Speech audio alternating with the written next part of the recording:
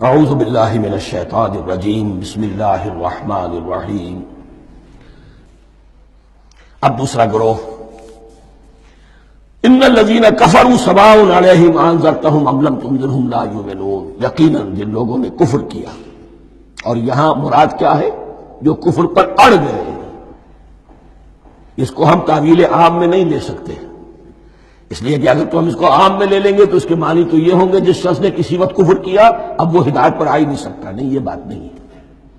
کوئی کفر میں ہے، وہ غالطے کی بنا پر ہے، عدم توجہی کی بنا پر ہے، حق اس پر واضح نہیں ہوا ہے اس لیے ہے، تو آپ اسے سمجھائیں گے، انذار و تبشیر سے اسے فائدہ ہو جائے گا، واعظ و نصیحت سے اسے فائدہ ہو جائے گا۔ ایک وہ ہے کہ جو حق کو سمجھ کر پہچان کر اور پھر اڑ گئے، ضد کی وجہ سے، ہر دھرمی کی وجہ سے، تعصب کی وجہ سے، تکبر کی وجہ سے، حسد کی وجہ سے۔ ان الذین کفروا، ایسے لوگوں کا معاملہ کیا ہے؟ سواء علیہم انذرتہم ام لم تنذرہم لا یؤمنون، برابر ہے ان کے لیے، خواہ آپ انہیں سمجھائیں خواہ نہ سمجھائیں، ڈرائیں نہ ڈرائیں، انذار فرمائیں نہ کریں، لا یؤمنون، وہ ایمان لانے والے نہیں۔ وہی بات جو میں نے کہی تھی کہ سوتے کو جگایا جا سکتا ہے، جاگتے کو کیسے جگائیں؟ ختم اللہ علی قلوبہم وعلی سمعہم وعلی ابصارہم غشاوہ، ان کے دلوں پر اللہ نے مہر کر دی ہے۔ کیوں کر دی ہے؟ یہ ابتداء مہر نہیں ہوئی، جب حق کو پہچان کر انہوں نے رد کر دیا، اس کی پاداش میں، اس کی سزا کے طور پر۔ ختم اللہ علی قلوبہم، اللہ نے ان کے دلوں پر مہر کر دی ہے، وعلی سمعہم، اور ان کی سماعت پر بھی، وعلی ابصارہم غشاوہ، اور ان کی آنکھوں کے سامنے پردہ پڑ چکا ہے۔ یہ مضمون سورہ یاسین کے شروع میں پھر آئے گا بہت شرم و بست کے ساتھ۔ وَلَهُمْ عَذَابٌ عَظِيمٌ، اور ان کے لیے تو اب بہت بڑا عذاب ہے۔ یہ دوسرا گروہ ہو گیا، ایک رکوع میں دو کو سمیٹ لیا گیا، کل ابھی 7 آیتیں ہوئی ہیں۔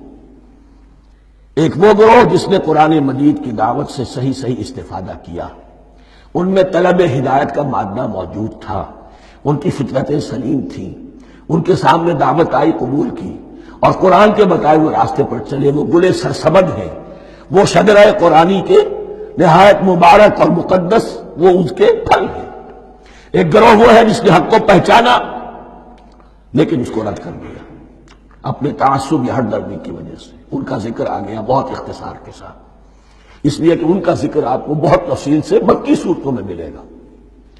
اب آیا تیسرا گروہ، وَمِنَ النَّاسِ، اور لوگوں میں کچھ ایسے بھی ہیں، مَن يَقُولُ آمَنَّا بِاللَّهِ وَبِالْيَوْمِ الْآخِرِ وَمَا هُم بِمُؤْمِنِينَ، جو کہتے تو یہ ہے کہ ہم ایمان رکھتے ہیں اللہ پر بھی اور یوم آخر پر بھی، مگر وہ حقیقت میں مومن نہیں ہے۔ یہاں ایک بات سمجھ لیجئے، اکثر و بیشتر مفسرین نے اس تیسری کیٹیگری کے بارے میں یہی رائے قائم کی ہے کہ یہ منافقین مذکور ہیں یہاں، اگرچہ لفظ منافق یا لفظ نفاق نہیں آیا یہاں، لیکن مولانا نیاصر اصلاحی صاحب نے ایک رائے ظاہر کی ہے جو بڑی قیمتی ہے۔ وہ یہ کہ یہاں ایک کردار کا نقشہ کھینچ دیا گیا ہے، غور کرنے والے غور کر لیں، دیکھ لیں، جس پر بھی وہ چسپاں ہو جائے۔ اور بالفعل جب یہ آیات نازل ہو رہی تھی تو دو طبقات پر یہ کردار نگاری جو ہے، یہ جو شخصیت کا ہیولہ کھینچا جا رہا ہے، وہ دو کے اوپر راست آ رہا تھا۔ ایک علماء یہود، وہ بھی کہتے تھے کہ ٹھیک ہے، محمد جو کہہ رہے ہیں ہم بھی اللہ کو مانتے ہیں، آخرت کو بھی مانتے ہیں، اسی لیے یہاں رسالت کا ذکر نہیں ہے۔ بھئی ہم محمد ہی کو نہیں مانتے نا صلی اللہ علیہ وسلم، باقی اگر 1.25 نبی آئے ہیں تو باقی 1.25 کو تو ہم مانتے ہیں، ایک محمد کو نہیں مانا، ایک عیسیٰ کو نہیں مانا، بس۔ تو ہمیں بھی مانا جانا چاہیے کہ ہم بھی مسلمان ہیں۔ ایک یہ ان کی رائے ہے، اور واقعہ یہ ہے کہ یہاں اس طریقے کا تذکرہ ہو رہا ہے کہ جس سے ان کا کردار بھی جھلک رہا ہے، روح سخن ان کی طرف جا رہا ہے۔ مجھے یاد ہے اپنی 10ویں جماعت کے زمانے میں دہلی میں نے دیکھا تھا کہ ناٹ سرکس، وہاں کا ایک بڑی مارکیٹ ہوتی تھی، تو جوتے کی دکان پہ بہت بڑا جوتا لٹکایا ہوا تھا، بہت بڑا، اور لکھا تھا free to home it fits, جس کے پاؤں میں یہ ٹھیک ٹھیک آ جائے وہ لے جائے۔ تو یہ free to home it fits ہے، ایک کردار ہے۔ اب یہ کردار جس کے اوپر بھی فٹ بیٹھ جائے، ان میں یقیناً زیادہ تو غلبہ یہی ہے جو مفسرین کی رائے ہے، منافقین کا معاملہ جو ہو رہا ہے، لیکن یہ کردار بعین نہیں فٹ بیٹھ رہا ہے یہود کے علماء پر۔ اور یہ بھی نوٹ کر لیجئے کہ جو مدینہ منورہ میں نفاق کا جو پودا پروان چڑھا ہے، بلکہ پودا نہیں کہنا چاہیے، جھاڑ جھکاڑ جو پروان چڑھا ہے، وہ یہودیوں کے زیر اثر، جیسے جنگل کے اندر بڑے بڑے درخت بھی ہوتے ہیں اور اندر جو ہے نیچے جھاڑیاں بھی ہوتی ہیں، تو یہ نفاق کا جھاڑ جھکاڑ جو ہے وہ یہودی علماء کا جو پودا تھا، اور وہ بڑا تھا، اس میں کوئی شک نہیں، اس کے سائے میں پروان چڑھا ہے۔ ان دونوں میں معنوی ربط بھی ہے۔ وَمِنَ النَّاسِ مَن يَقُولُ آمَنَّا بِاللَّهِ وَبِالْيَوْمِ الْآخِرِ وَمَا هُم بِمُؤْمِنِينَ، اور لوگوں میں سے کچھ ایسے بھی ہیں جو کہتے تو یہ ہے کہ ہم ایمان رکھتے ہیں اللہ پر اور یوم آخر پر، لیکن وہ مومن نہیں ہیں۔ يُخَادِعُونَ اللَّهَ وَالَّذِينَ آمَنُوا وَمَا يَخْدَعُونَ إِلَّا أَنفُسَهُمْ، وہ دھوکہ دینے کی کوشش کر رہے ہیں اللہ کو اور اہل ایمان کو۔ یہ یخادعون جو ہے یہ باب مفعلہ ہے، باب مفعلہ میں کشمکش ہوتی ہے، کشاکش ہوتی ہے، لہذا ترجمہ میں نے کیا، کوشش کر رہے ہیں۔ وما یخدعون الا انفسهم، یہ ثلاثی مجرد میں آ گیا، اور نہیں دھوکہ دے رہے مگر صرف اپنے آپ کو۔ یہ یقینی ہے اپنے آپ کو تو دھوکہ دے رہے ہو، لیکن یہ کہ اللہ اس کے رسول کو، اللہ اور اہل ایمان کو دھوکہ نہیں دے سکتے۔ سورہ نساء کی آیت نمبر 142 میں یہ کھل کر منافقین کے بارے میں یہی الفاظ آئے ہیں، ان المنافقین یخادعون اللہ وہو خادعہم، یقیناً منافقین جو ہے وہ اللہ کو دھوکہ دینے کی کوشش کر رہے ہیں اور اللہ انہیں دھوکہ دے رہا ہے۔ وما یشعرون، انہیں اس کا شعور نہیں ہے۔ یہ بہت اچھی طرح نوٹ کر لیجیے، منافقین کی بھی اکثریت وہ تھی جنہیں اپنے نفاق کا شعور نہیں تھا، وہ اپنے تئیں سمجھتے تھے اپنے آپ کو مسلمان، وہ کہتے تھے یہ بے وقوف لوگ ہیں، محمد رسول اللہ کے بارے میں کہتے تھے یہ خام خواہ جو ہے انہوں نے لڑائی بھڑائی مول لے لی ہے اہل مکہ کے ساتھ، کیا ضرورت ہے، امن کے ساتھ جو ہے بات کرنی چاہیے۔ وہ سمجھتے تھے کہ ہم خیر خواہ ہیں، ہم بھلی بات کہہ رہے ہیں، یہ بے وقوف لوگ ہیں، دیکھتے نہیں کہ کس سے ٹکرا رہے ہیں، ہاتھ میں اسلحہ نہیں ہے اور لڑائی کے لیے جا رہے ہیں، تو بے وقوف تو یہ ہے۔ لیکن وہ سمجھتے تھے کہ ہم تو بڑے مخلص ہیں، ہم مسلح ہیں، تو ما یشعرون بہت ضروری ہے۔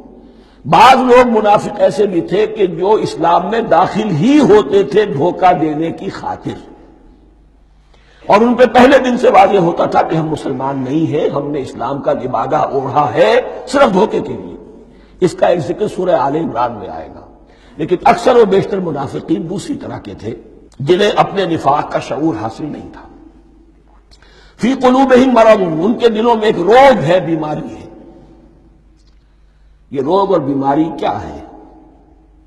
ایک لفظ میں اس کو تعبیر کیا جائے، کردار کی کمزوری، ویکنس آف کیریکٹر۔ ایک شخص وہ ہوتا ہے کہ جو سمجھتا ہے یہ حق ہے، حق سے بعد آباد، اب جو ہو سو ہو۔ ایک حق کو حق پہچان کر رد کر دیتا ہے، وہ کافر ہو گیا۔ ایک حق کو حق پہچان کر آیا تو صحیح، لیکن ویکنس آف کیریکٹر کی وجہ سے قوت ارادی کمزور ہے، آخرت بھی چاہتے ہیں، دنیا کو بھی ہاتھ سے دینے کو تیار نہیں، یہاں کا بھی کوئی نقصان نہ ہو اور آخرت کا بھی سارا بھلا ہمیں مل جائے۔ یہ وہ لوگ ہیں در حقیقت کہ اس کو کہا روگ۔ فی قلوبہم مرض فزادہم اللہ مرضا، تو اللہ نے ان کے مرض میں اضافہ کر دیا۔ یہ اللہ کی سنت ہے، آپ حق پر چلنا چاہیں حق کا راستہ آپ کے لیے آسان کر دے گا، آپ برائی کی طرف جانا چاہیں بڑی سے بڑی برائی آپ کے لیے ہلکی ہوتی چلی جائے گی، کوئی خاص بات ہی نہیں، چلو یہ بھی کر گزرو، جب یہ کر لیا تو یہ بھی کر گزرو۔ اور اگر آپ بین بین لٹکنا چاہیں تو اللہ اسی پہ چھوڑ دیتا ہے، ٹھیک ہے آپ سمجھتے ہیں ہم کامیاب ہو رہے ہیں، ہم نے مسلمانوں کو بھی دھوکہ دے لیا، وہ ہمیں مسلمان سمجھتے ہیں، اور یہودیوں کو بھی دھوکہ دے لیا، وہ سمجھتے ہیں کہ ہم ان کے ساتھی ہیں، تو سمجھا کامیاب ہو رہے ہیں، حقیقت میں کامیابی نہیں۔ فی قلوبہم مرض فزادہم اللہ مرضا ولہم عذاب علیم بما کانوا یکذبون، اور ان کے لیے تو دردناک عذاب ہے۔ عذاب العظیم کا لفظ آیا تھا اوپر کفار کے لیے، وَلَهُمْ عَذَابٌ عَظِيمٌ، 7ویں آیت ختم ہوئی، اور عذاب العلیم کا لفظ آیا یہاں، ان کے لیے دردناک المناک عذاب ہے۔ بما کانوا یکذبون، بسبب اس جھوٹ کے جو وہ بول رہے تھے۔ وَإِذَا قِيلَ لَهُمْ لَا تُفْسِدُوا فِي الْأَرْضِ، اور جب ان سے کہا جاتا تھا مت فساد کرو زمین میں، مراد کیا ہے اس سے؟ کہ جب محمد کو مان لیا کہ اللہ کے رسول ہیں، اب ٹھیک ٹھیک پیروی کرو، ان کے پیچھے چلو، ان کا حکم ہے تو جنگ کے لیے نکلو، ان کی طرف سے تقاضا آتا ہے مال پیش کرو، اور اگر تم اس سے کتراتے ہو تو فساد مچا رہے ہو، جماعتی زندگی کے اندر فتنہ و فساد پیدا کر رہے۔ وَإِذَا قِيلَ لَهُمْ لَا تُفْسِدُوا فِي الْأَرْضِ قَالُوا إِنَّمَا نَحْنُ مُصْلِحُونَ، وہ کہتے تھے نہیں ہم تو صلح کرانے والے ہیں، اصلاح کرنے والے ہیں، ہم چاہتے ہیں لڑنا بھیڑنا کوئی اچھی بات نہیں ہے، ٹکراؤ تصادم یہ کوئی اچھے کام تھوڑا ہی ہے، بس ٹھنڈے ٹھنڈے دعوت دیتے رہو، جو چاہے قبول کر لے جو چاہے رد کر دے، خام خواہ یہ ٹکرانا اور یہ جنگ کرنا اور اللہ کے دین کو غالب کرنے کے لیے یہ قربانی دو اور یہ مصیبت جھیلو اور یہ مشقت برداشت کرو اور یہ چیز چھوڑو اور یہ ترک کرو، یہ کاہے کے لیے؟ وَإِذَا قِيلَ لَهُمْ لَا تُفْسِدُوا فِي الْأَرْضِ قَالُوا إِنَّمَا نَحْنُ مُصْلِحُونَ أَلَا إِنَّهُمْ هُمُ الْمُفْسِدُونَ وَلَٰكِن لَا يَشْعُرُونَ، آگاہ ہو جاؤ کہ وہی ہے مفسد، فساد پھیلانے والے، اس لیے کہ محمد رسول اللہ کی دعوت ہے زمین میں اصلاح کے لیے، اس اصلاح کے لیے کچھ آپریشن کرنا پڑے گا، مریض اس درجے کو پہنچ چکا ہے کہ آپریشن کے بغیر اس کی شفا نہیں ہوگی، اب اگر تم اس کے راستے میں رکاوٹ بنتے ہو تو در حقیقت تم فساد مچا رہے ہو لیکن تمہیں اس کا شعور نہیں۔ الا انہم هم المفسدون ولکن لا یشعرون، پھر دیکھیے نوٹ کیجیے شعور نہیں ہے، شعوری نفاق اور شے ہے، غیر شعوری نفاق ہے کہ جس کا یہ سارا تذکرہ ہو رہا ہے۔ صدق اللہ العظیم۔